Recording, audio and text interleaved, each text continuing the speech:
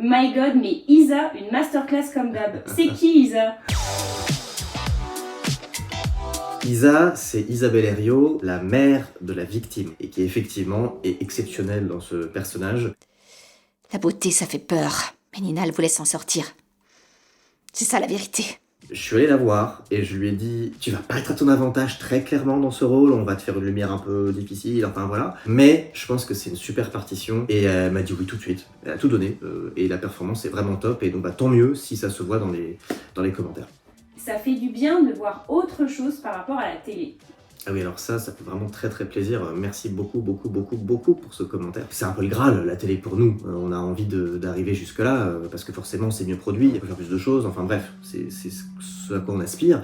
Surtout que moi j'ai grandi avec la télévision, et on est très content et on prend ça vraiment comme un super beau compliment, parce que nous on essaye d'aller jusqu'à ce niveau d'exigence-là de la télé avec les moyens qu'on a. Et merci pour ce polar pas comme les autres. Les acteurs sont très bien, la musique, les prises de vue. En plus, c'est un peu sadique. On est pris par le sujet et bam, c'est déjà fini.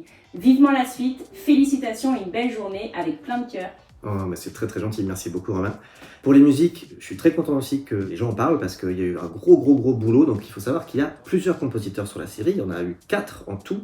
On a commencé avec Bastien Chéneau qui a fait les premiers épisodes, qui a fait la musique du générique de début par exemple, etc.